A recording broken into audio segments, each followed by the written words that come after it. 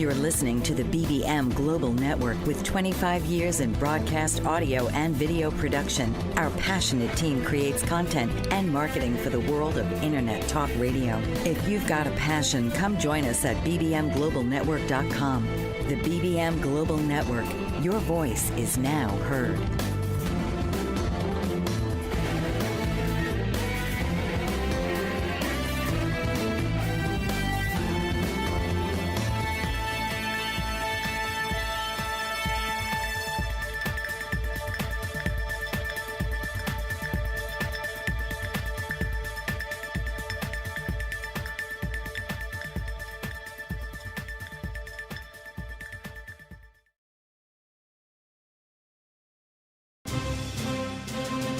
Welcome to Happiness Ninja Down Under with your host, Jamie Rose. Jamie will educate and empower people, organizations, and communities to help us all make better health and well-being choices. She will also engage you with expert influencers from around the world. So now, please welcome the host of Happiness Ninja Down Under, Jamie Rose.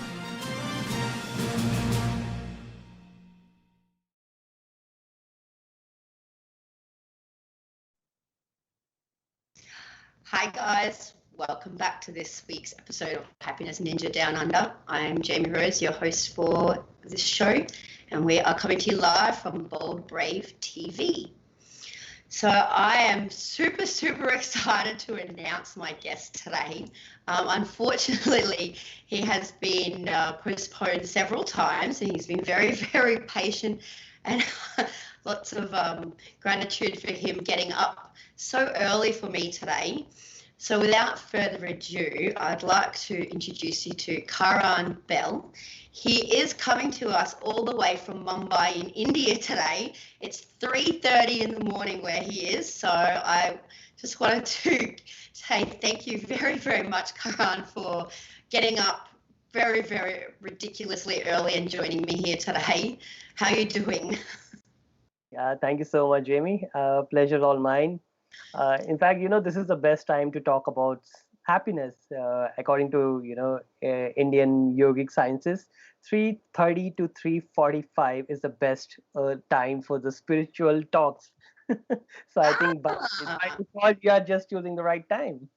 So that I find that interesting because I have heard that the best time to meditate and to have some really deep spiritual experiences is 4 o'clock in the morning. So, but I hadn't heard that one. 3:45. Yeah, very interesting. Yeah. So we're going to do a bit of a different style interview today. I know that you want to give the most value to our listeners. So rather than share your story and talk about Happiitude, which you are the founder of, which is it's Asia's #1 happiness workplace company in the world, and it is one of the leading companies in the entire world. I'm not sure if it's still like at one stage you were the largest and leading in the world, weren't you? Yeah. There are a lot of people talking about happiness, but once we go further in the discussion of happiness, that what is that we are doing and what is normally considered at the workplace. Because if you go to an organization and they tell you, oh, you know what, we are running a happiness initiative, and then they tell you some of the things that they're doing, which are like maybe just celebrating somebody's birthday and and taking them on some outdoor picnics, and they say, okay, this is for employees' happiness. So most of the people are actually not very sure that is this happiness, or is this just the positive emotions. So so they feel that if I go out, I take my people out, I'm doing, and this is my happiness initiative for an organization. But when we are working in this space of happiness, our realization is that happiness is not something which only come from the positive emotion, because otherwise, why compassion is such an integral part of happiness anywhere in the world. You go study happiness in the academic arena, or you go and work in the positive psychology or anywhere. Every time they talk about compassion. Why? Because you can't say compassion is a positive emotion. If I am feeling your pain in my heart, I don't need to just smile and laugh and dance on this. Yeah, I can also shed tears, right? And that's why you call me human being, because because the compassion that I hold in my heart. So yeah, it's a combination of all the emotions and acceptance of that, and little profound, since you're already a happiness ninja, you know it better. Well, yes, I agree. I mean, as my journey as a happiness ninja, I definitely have found that happiness is a very misunderstood concept, and everyone seems to think that we should all be smiling and full of joy, 24/7, and that means that we're happy. We know that that's not the case, and the science of happiness does encompass all emotions. Yeah. And I always say one thing when we talk about happiness. I say those who can sing, dance, laugh, and cry without shame and hesitations are the one who purify this universe. I love that. Yeah. No, And that's beautiful, actually, because a lot of people avoid their negative emotions and they feel shame about that. I know people look at me strangely when I'm talking about negative emotions. They're like, that doesn't seem very happiness ninja. And I'm like, well, this is part of being happy. We have to encompass all of our emotions. yeah, exactly. This is what it is. Exactly. If we can't accept our poisons, we're not eligible for the nectar. Oh, I love that. Oh, you're full of good analogies. We have to cut to the break quickly, but when we get back, I'd like to touch on what happiness is more, so that we can kind of debunk some of the things that people misunderstand about happiness. So we'll cut to the break and we'll be back in a couple of moments, and then we'll get stuck into it.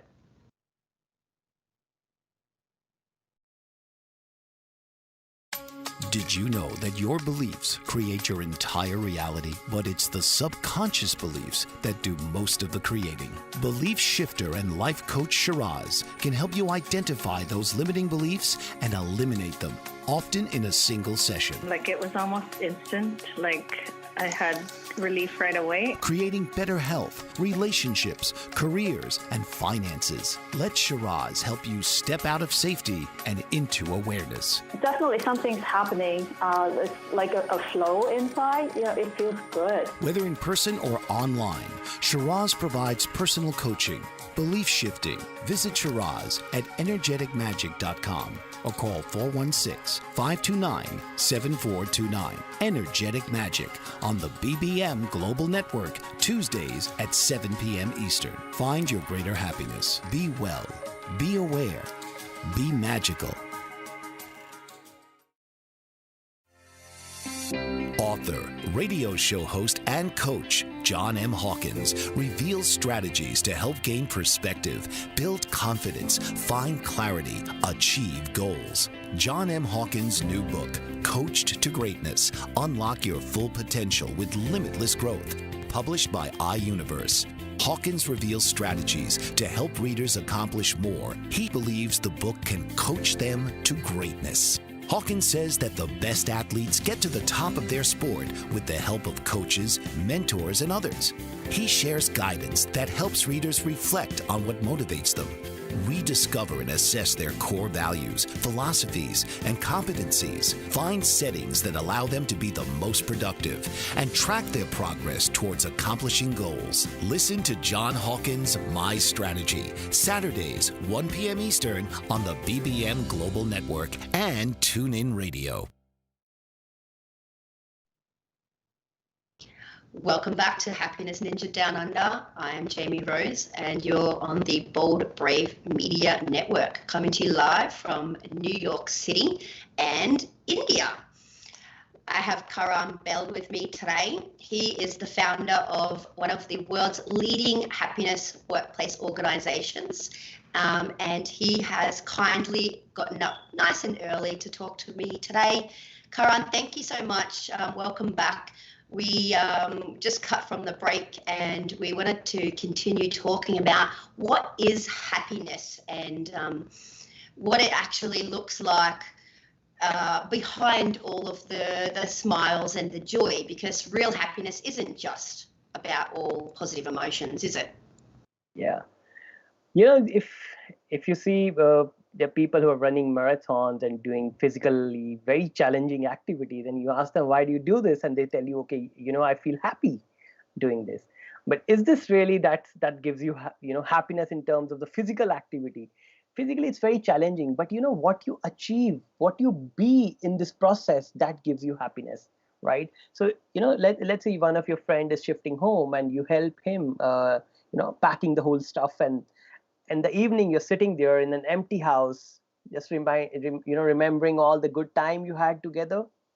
That's such a fulfilling emotion. But this, nowhere in the process of that you were like having this laughter and this, because it's not about the emotions only. Emotions are like, like if I'm pointing towards, using my finger to pointing towards the moon, and somebody looking at my finger and thinking this is moon.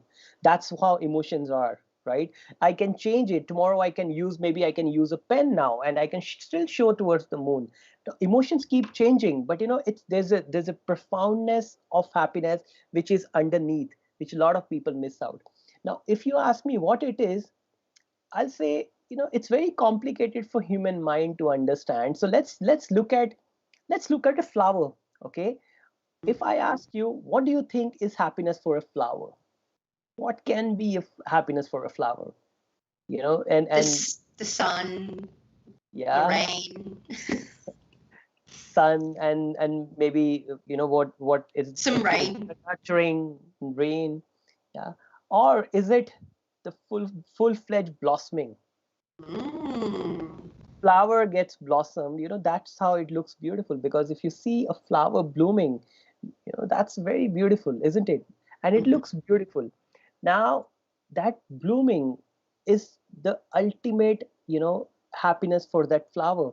And for us as human being, any time in our life we are blooming. Now, this blooming can be just because we are listening to this conversation, we are blooming. Maybe we are friends and we have a call and then we are blooming. Maybe I go and do something at my work which makes me feel that I'm blooming. Okay. Or maybe I put all my hard work and my effort to achieve or create something which is worthwhile for the world. Maybe that gives me sense of blooming. Ultimately, when I feel that sense of expansion in me, I feel that I'm blooming, that gives me happiness. But the problem is, for a flower, blooming is simple. A rose flower does not want to blossom like a lotus flower, but one human being wants to blossom like someone else. I don't want to blossom, I want to blossom like him or her. That's where the problem is. Yeah, people constantly comparing themselves to somebody else, and then trying to view themselves in line with their life when their life hasn't been the other person's. Also, I love the flower analogy. I've seen some really good quotes also on the whole process of blossoming. Like, you said that it's easy for a flower to blossom. Well, it's natural for a flower to blossom, but the flower has to push itself up through a lot of dirt, through rocks, through even sometimes footpaths and concrete, now that we've human beings have created these cities everywhere. But it doesn't stop, it keeps going, and it goes through all the trials and tribulations to boost itself up, to get out of the ground so that it can bloom.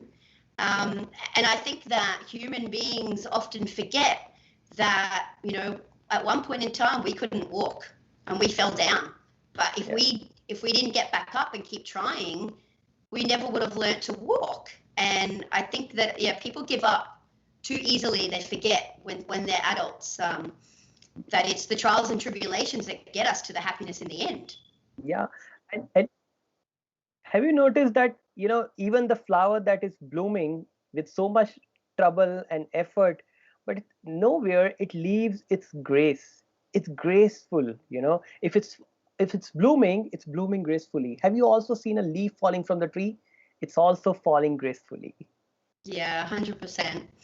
All right, we have to cut to the break again, and we will be back to continue this in a moment.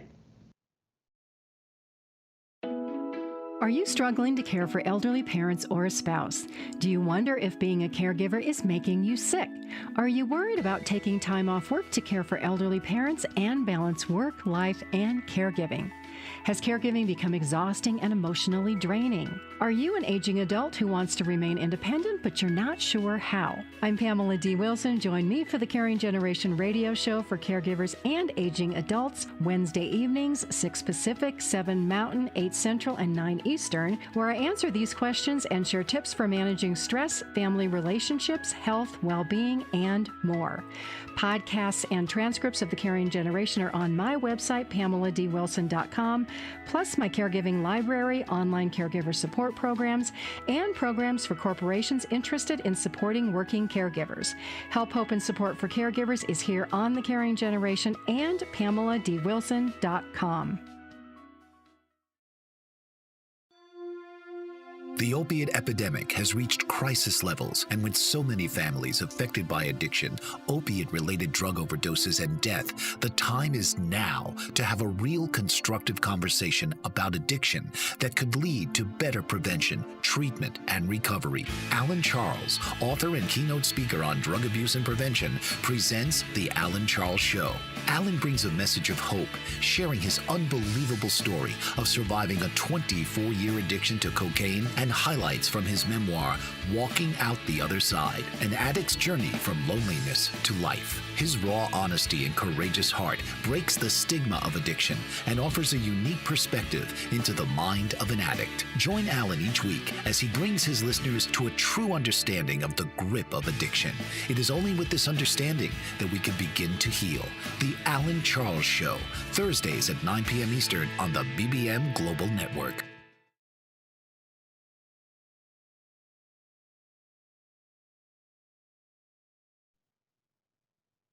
Welcome back, guys. This is Jamie Rose on Happiness Ninja Down Under on the Bold Brave Network. And we are here with Karan Behl, the founder of Happiitude, one of the leading workplace happiness companies in the entire world. And we were just talking about what happiness really is. And we were talking about a flower analogy and a flower blooming and growing. And when leaves fall we're starting to talk about grace. So I just wanted to let Karan finish his thoughts on that. Sure. So, every time if you look at it, if you look at a seed, the seed does not look like the flower, and the flower does not look like the fruit, but it's one and the same thing. But every time this has to, a seed has to tear itself to evolve to the next level. It's not a comfortable process. You have to let go of what you are to evolve and go to the next level, right? And this is very difficult for human beings. They just want to stick to the familiar, what I know about myself in my own comfort area. They don't want to move out of it. Yeah. And, this is why a lot of people, they have potential, but they just can't go beyond. That's one of the reasons. And the important thing is in this whole process, flower, if you anytime maybe you can go to YouTube and you see a video of a flower blooming, you will see that flower when it's blooming, it's so very graceful. Very gracefully it's blooming. And if you also see that leaf falling from the tree, it's very gracefully falling. Have you seen that beautifully falling leaf? So gracefully. There's a grace in the rise and there's a grace in the fall. So the one tip which I would like to give to the listeners is, every time throughout the day, you're feeling sad, you're feeling unhappy, ask yourself a question. Ask yourself, can I be a little more graceful in this moment? Yeah, and see what answer you get. You always get an answer which is yes. And when you say yes, that, okay, I can be a little more graceful, then you tell yourself, okay, how can I be a little more graceful in this moment? And your body will tell you, suddenly you will see that your body will adjust, your body posture will, okay, can I be a little more graceful in this moment? Yes. And your body will tell you how to do it. It's so easy, just that we don't know how to do it. I was just thinking, it is so easy. I think for most people, it's actually remembering in that moment to take a step back and to separate themselves from their thoughts and their actions, and to take a moment to breathe and, like you said, ask themselves that question in this moment: how can I be more graceful? And the answer will come, but it's remembering to stop in the moment. Yeah, because there's so much drama going on in the head. Yeah, that story, that emotional drama, that continuously replaying the same tape again and again, and it keeps them occupied all the time. The moment you break it with this question, now you're back in the moment.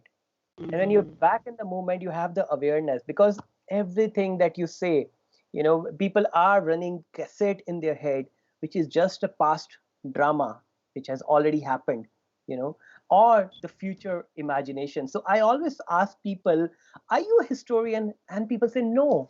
I say, okay, are you an astrologer? They say, no. And I tell them, you are a historian or an astrologer all the time, because either you're in history, past, or in the future. What do you miss out? You miss out this moment. The present This moment. moment is really what the reality is, because past only exists inside your head as a memory. It does not exist in reality. Future only exists as imagination. Again, inside your head, it still does not exist. The only thing that exists is this moment, this present moment. If we learn to take care of our present moment, we'll taking care of our future. How? Because if in this moment is becoming my future, isn't it? This big, if I take care of this present moment, it's becoming my future. What I do in this moment, what thought I have, what action I take, is creating my future. So if I learn to manage my present moment, I'm learning to manage my future as well. So how can you tell the listeners, can you give them a few tips on how they can ground themselves in the present moment more? First of all, realizing, you don't need some big, big book of knowledge to tell you that how to do it. One simple realization, which is a very sensible thing to do, that actually the only reality is this moment. Everything else is my own psychological reality. The moment somebody learns to differentiate between what is reality and what is my psychological reality, when I say psychological reality, what's happening inside my head is my lookout, it's my creation, right? It's like a director directing a movie. In my head it's happening, and I think this is how the world is running. No, have you noticed that, if you want to buy a red car, everywhere you see red cars? Exactly. Because your brain has this reticulation activation system, RAS. Yeah. So if I see that, I'm good for nothing, what do I notice all the time? That you're good for nothing. Right? My parents told me, maybe you're lazy, you're not worth it. And that cassette running in my mind. Now, what is it that I'm looking at every time? I'm looking at only the areas where I am not really good. Now, that does not mean there are more red cars suddenly in your area. There are same number of cars which were there yesterday and the day before. Just that now your brain is focusing. Your brain's paying attention. Exactly. Yeah. And so just to clarify that with the viewers, so the reticular activating system runs by itself, and it will focus on what you train it to focus on. So if you were raised to think negatively of yourself, you're going to be looking to reinforce that unconsciously within your brain. But so what we're talking about with cutting through and getting back to the present moment, when you learn that about yourself, that your brain is automatically running, trying to reinforce what it already thinks, that's when you can start to make these changes by separating yourself and start looking for things that you don't normally notice, and then you will start to change your perspective and your perception, and then change the program that the reticular activating system is running on as well, so it can start to notice more positive things and more more things about yourself that you like. Do you have anything to say about that, Karan? See, I think one of the thing is that if we really want to get back to this present moment, you want to hold on to this present moment, and you want to bring ourselves back here. One of the easiest option that we have, and I think all the spiritual practices are talking about it, is watch your breath. Now a lot of people say, what will I get watching my breath? No, see, if you feel that by watching your breath you're not going to get anything, I want you to try, closing your nose for a few seconds, and then you will see how important the next breath is, isn't it? Just because I have my next breath coming, I can plan 10 years from now. I have plans for my 15 years, 20 years from now. Why? Because I'm sure my next breath is coming. But is it really sure that I will have my next breath? At a time like this, we have seen that how sensitive, how vulnerable this life is. And just one small virus, which is not even visible by our eye, can just stop the whole world. At time like this is a wake-up call for us as humanity. That life is not permanent. Even a next breath is not sure. Just because I have the next breath, I'm alive. When this comes to you, once in a while, can you just welcome it? Can you just welcome it? Okay, maybe you can try this with me, all the listeners, if you're not driving and if you're just at a comfortable place, maybe you can just wait for your next breath and just be grateful for your next breath. Just try doing it for maybe next 3-4 breaths. Yeah. Just wait for your next breath and welcome it. As if when someone very dear to you comes to meet you at your home, how do you welcome that person? You welcome that with a smile, right? Okay, can you welcome your next breath with a smile on your face? Okay, just one more breath with a smile on your face. Okay, one more breath with a smile on your face. Just once in a while, if you just remember, if you tell yourself, can I just welcome my next breath with a smile? What are you doing is you are welcoming a very important guest. And this guest is not just like some other guest who's coming to your home to eat something or have a good wine or something. This guest is coming to give you life. Mm-hmm. Isn't it the most important guest you have? So you learn to be a great host. That's it. Yeah, and it's something that most people take completely for granted, our breath, and yet it is something that we would literally not be here without. So I do find it it's concerning that people don't pay more attention to the breath. When I learned to pay attention to it, it was a complete game changer.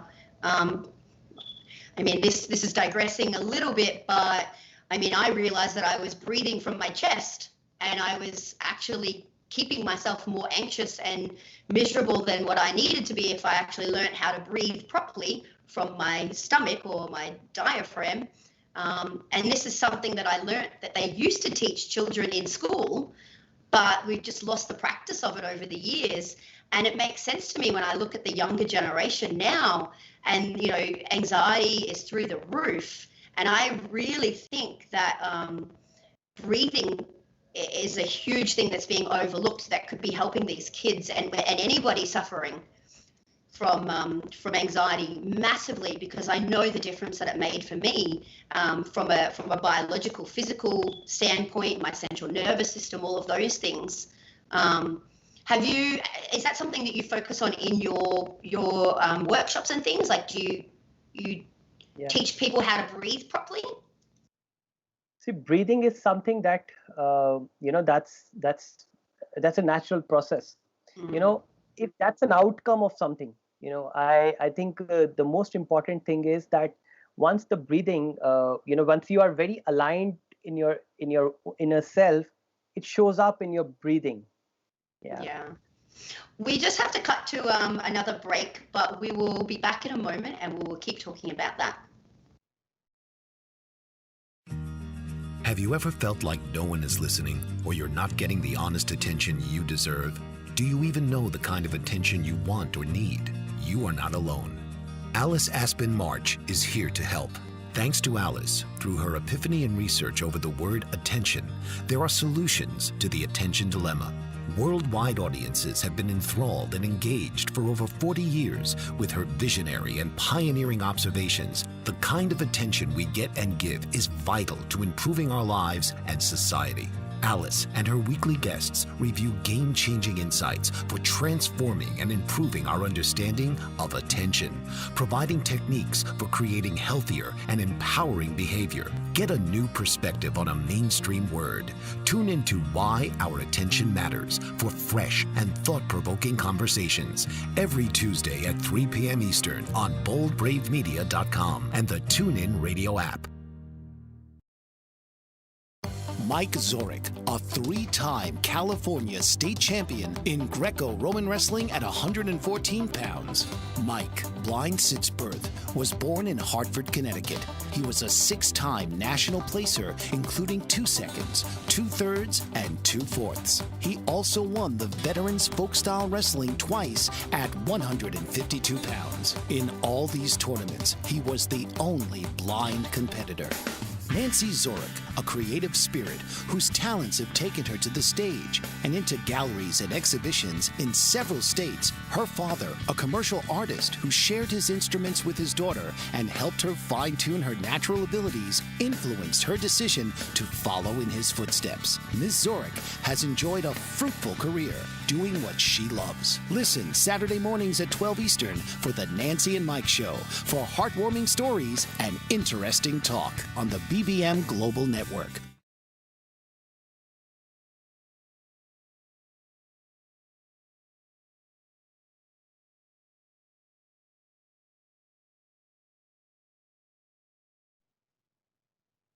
Hi guys, welcome back to Happiness Ninja Down Under. I'm Jamie Rose and you're on the Bold Brave TV network.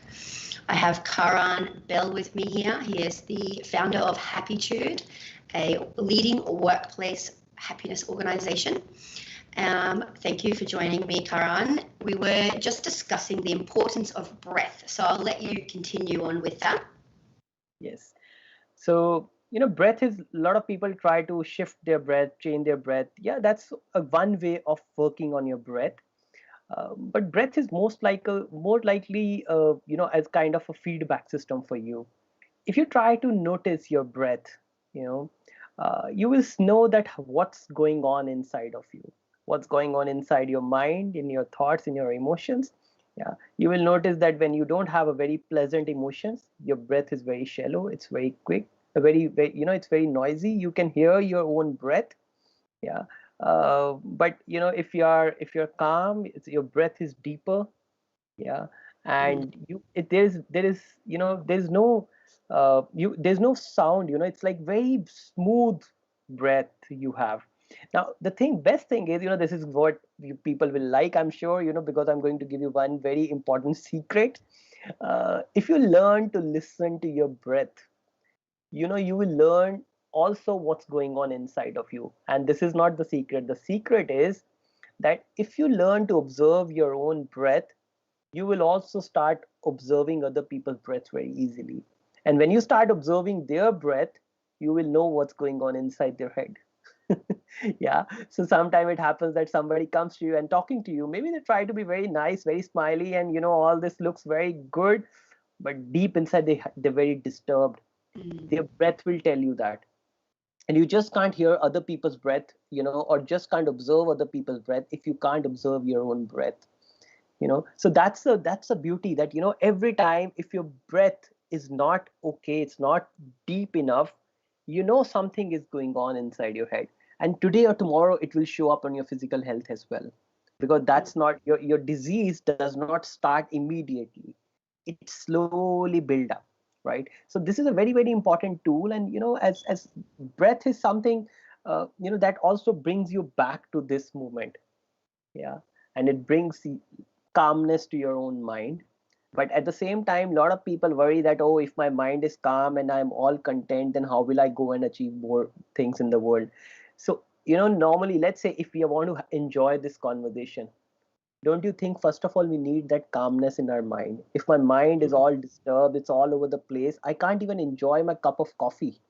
Forget about going and achieving big things in the world. When my mind is calm, I can just go and create big things in the world without even getting affected by it. So stillness at your being and doing and action in your doing That's the only way to be. No matter, I'm involved in so much action. So we have a course which we just recently launched. It's a course on stillness. Now people say, why do I want to be still? No, you don't have to be still on the physical level. Deep inside, something is always still. That stillness gives you clarity. It gives you that calmness. And slowly you will see that you are in all the chaos around you. You're full of action. There's so many things you're doing at the same time, but there's a stillness inside of you which never leaves you. And this is something which is like that bulletproof jacket that you wear.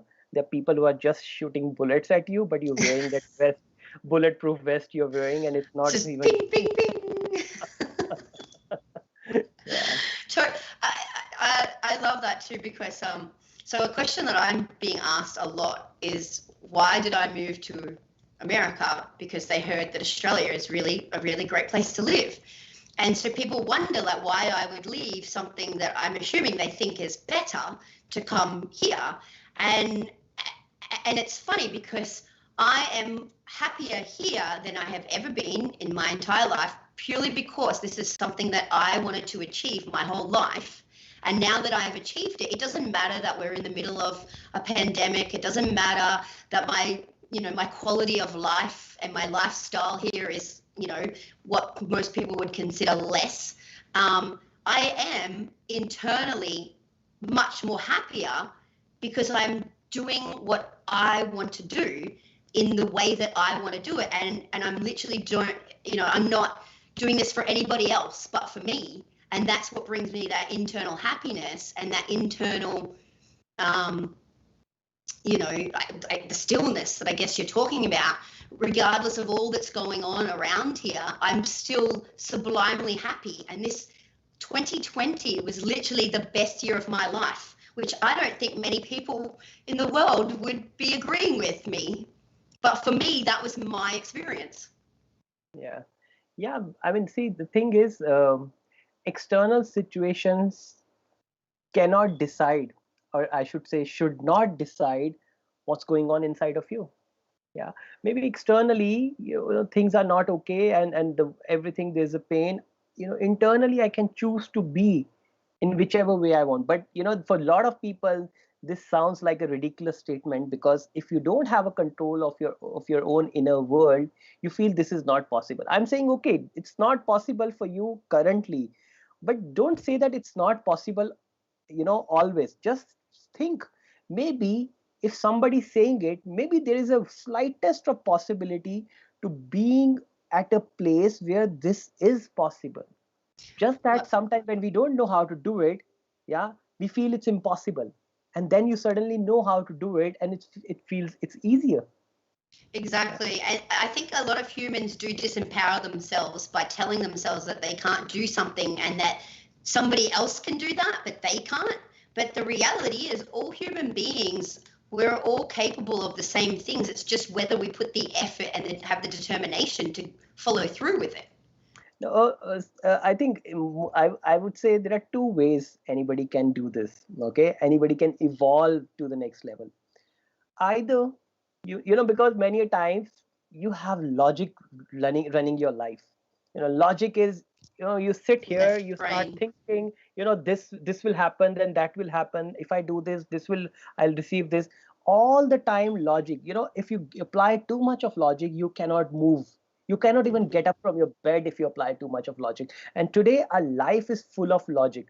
I always say that, the most important thing today is you need a tinge of madness inside of you, little madness in terms of that, where you put your logic aside and you think that, okay, I'm going to do it. Maybe, and that's how a lot of people do a lot of adventurous activities, maybe leave their job, start something, because this little madness. Then what is madness? Madness is something which does not fit into the logic, but you still go ahead and do it. Everybody must have, I mean, I'm sure if they look back at the life, there are many moments of their life, like what you just now shared, that, moving from Australia to US and during this pandemic and everything. This is not, this is not out of logic. If you think logically, it won't make sense, but you did it out of your madness. That's why it worked for you. And if somebody cannot use this method, There's an alternate approach to this. Okay. And the alternate approach is unwavering commitment. I choose to do this, then this is my unwavering commitment. A lot of people can't follow this path because it's a very tiring, very hard path. You know, your unwavering commitment is not something that works in one area of your life. You know, okay, in my this area I will have unwavering commitment, in my other area I will not have. No, this does not work like that. We are human beings, so if I bring unwavering commitment into something, I need to bring it to each and everything. I choose to do this, nothing can stop me. This is unwavering commitment. And for that you need that fire in your belly, you know, that term people use. A lot of people don't have it because their basic needs are met. Yeah, When their needs are met, totally. yeah, it's very difficult to have that unwavering commitment. So I always say the easier option is bring little madness into you. Let go of your logic, keep your logic aside. You know, oh, somebody will take advantage of me. What will, you know, that's good. Somebody take advantage if it's good. Why? Because at least you're useful to the world. I definitely think I've got the madness thing down pat. I remember telling people my idea about dressing in a ninja costume and doing random acts of kindness, and they didn't tell me until after I actually did it. But a number of people said, "Oh, we didn't think you were going to do it. Like, we're really proud that you actually did it because that took a lot of guts. Like, it's a bit crazy to literally dress in a ninja costume that I bought online and just go around and do random acts of kindness, like strangely. But it literally brings me so much joy to do that. But I don't think many people have the madness that I do.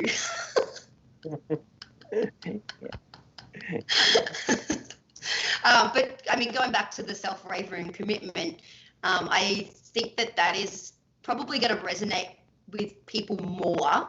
And then maybe the little bit of madness might feel free to come out after they've, gotten a little bit further on their journey. Because I do think that madness does come with a sense of assurance that it doesn't matter what anyone else thinks. So you can embrace that little bit of, we all have that crazy or that madness in us. It's just whether or not we put a lid on it, or because society has programmed us to act a certain way or be a certain way, say a certain thing.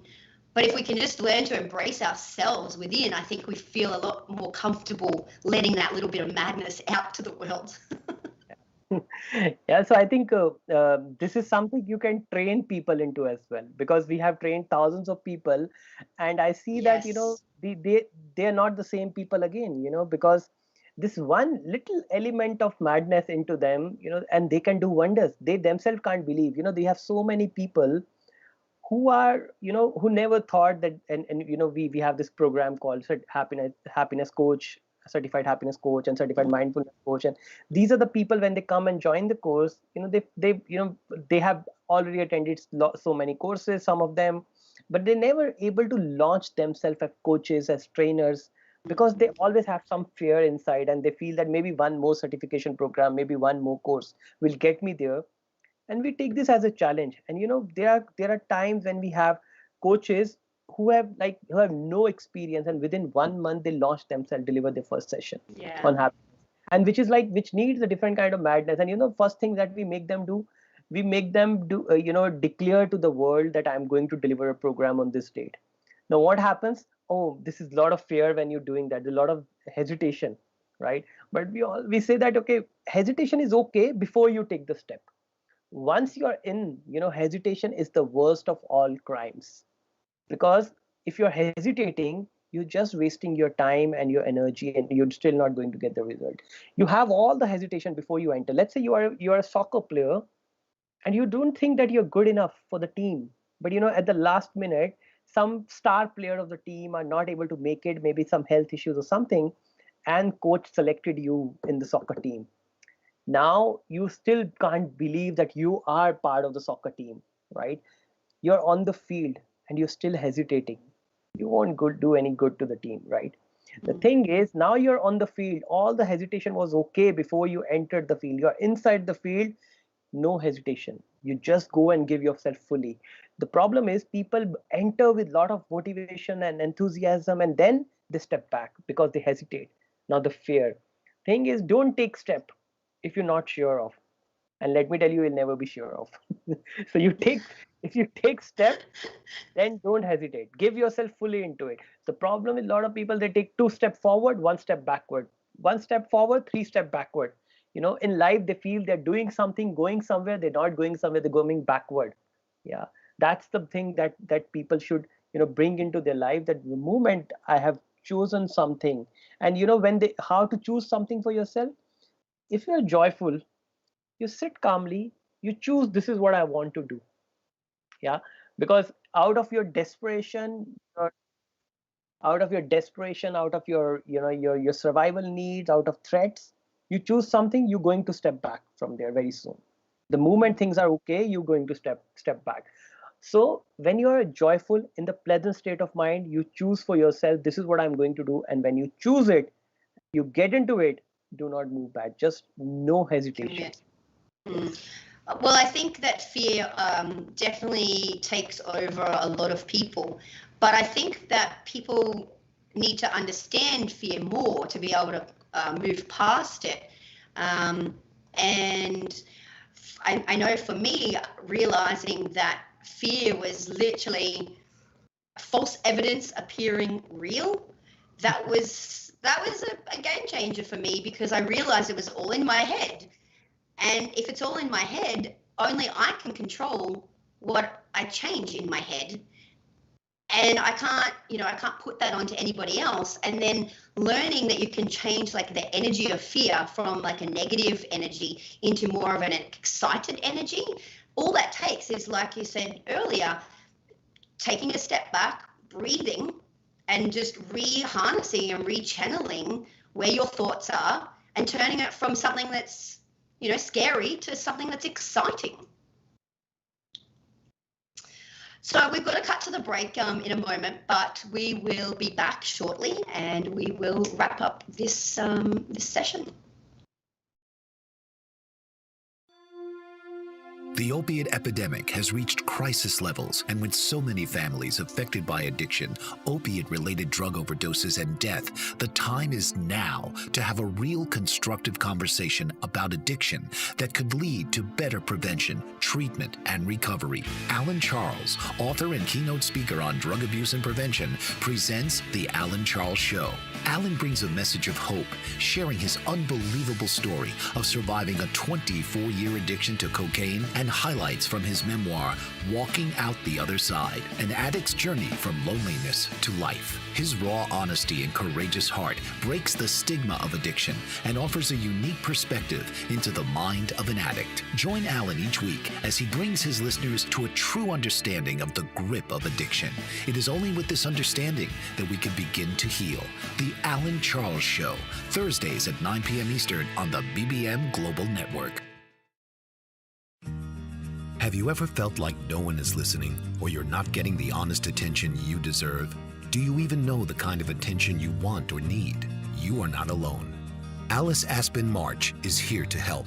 Thanks to Alice, through her epiphany and research over the word attention, there are solutions to the attention dilemma.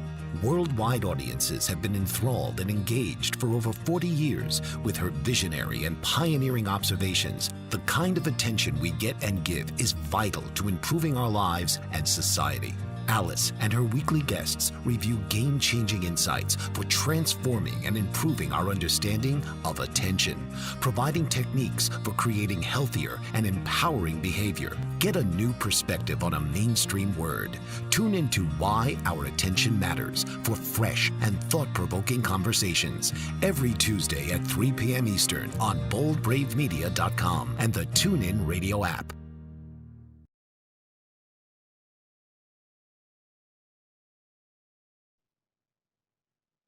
Welcome back to Happiness Ninja Down Under.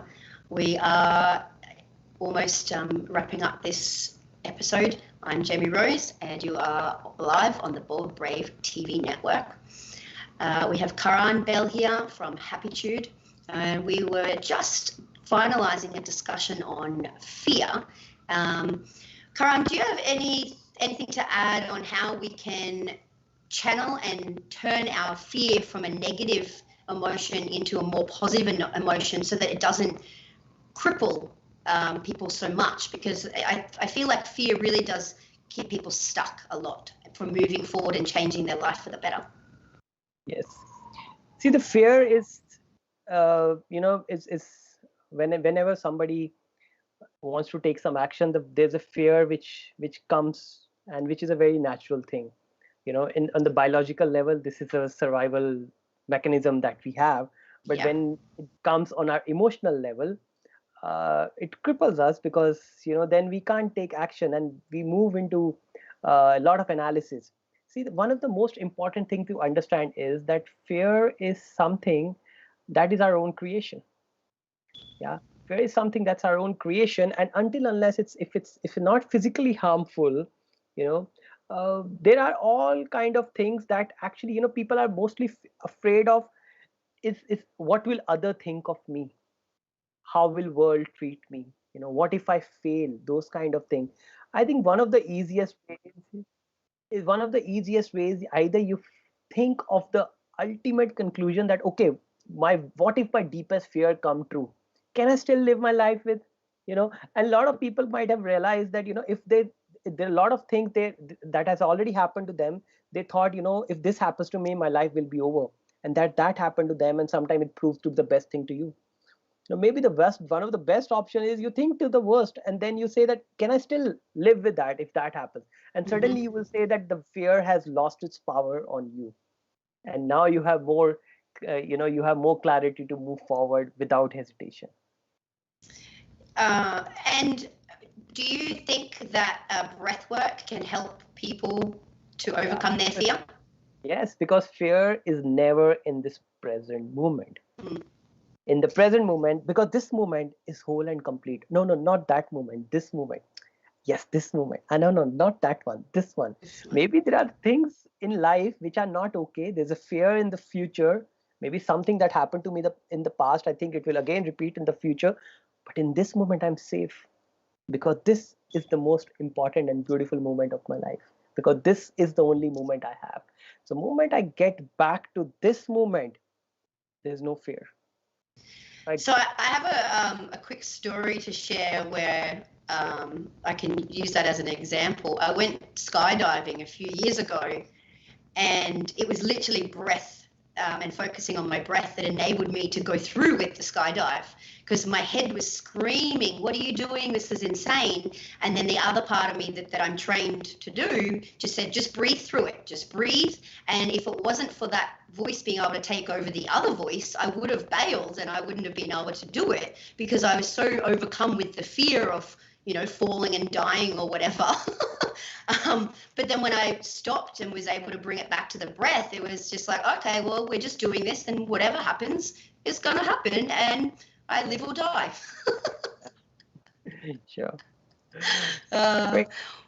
We are at the end of the episode. It went so quickly. So we don't have any more time to go on again, but I would love to have you back at a later time. And I hope that the viewers learned a few things about what happiness really is and how to overcome fear.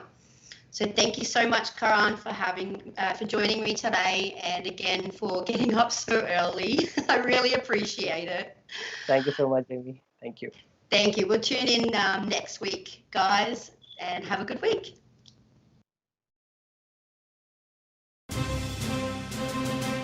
This has been Happiness Ninja Down Under with your host, Jamie Rose.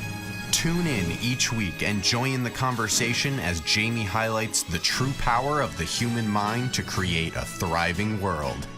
Right here on Jamie Rose's Happiness Ninja Down Under.